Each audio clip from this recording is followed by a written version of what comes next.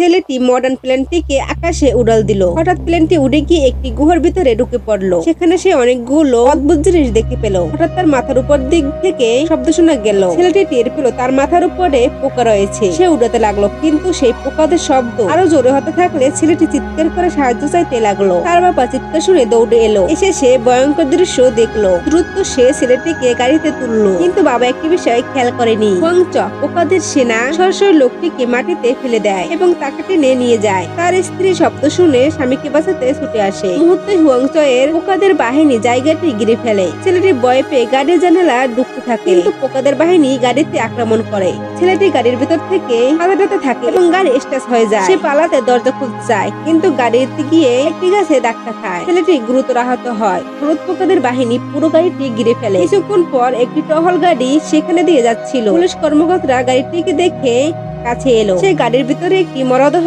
এবং ছেলেটিকে দেখতে পেল। পুলিশ দূরত্ব জানালা ভেঙে ছেলেটিকে নিজের গাড়িতে তোলে। ঠিক তখনই হলুদ পোকাদের দল আবারও হাজির হয়। পুলিশ দূরত্ব গাড়ি চালিয়ে পোকাদের হাত থেকে বাঁচে এবং সেখান থেকে দূরে সরে যায়। সংশ্লিষ্ট বিভাগ জানতে পারে যে একটি হলুদ পোকাদের একটি বিশাল দল। তারা একটি বিশেষ টিম পাঠায় পোকাদের ধ্বংস করতে। দলটি গুহায় গিয়ে অনেকগুলো হলুদ পোকা খুঁজে পায়। তারা একটি পোকা সংগ্রহ করে ল্যাবে গিয়ে গবেষণা করতে চায় এবং দলকে কীটনাশক স্প্রে করতে বলে।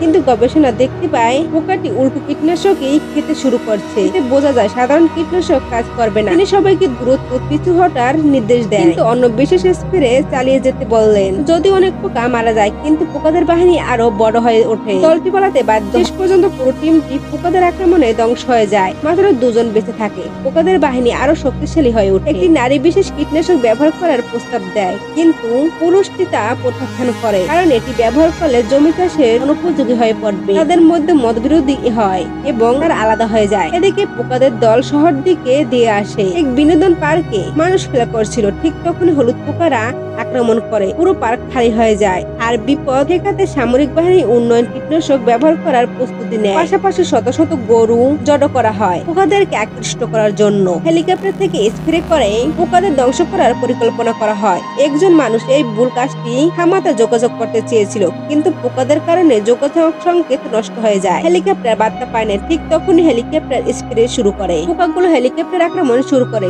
সেটি পরে বিস্ফোরণ হয়। অনেক পোকা আক্রমণ করতে থাকে এবং সেনারাও নিয়ন্ত্রণ করতে পারে না।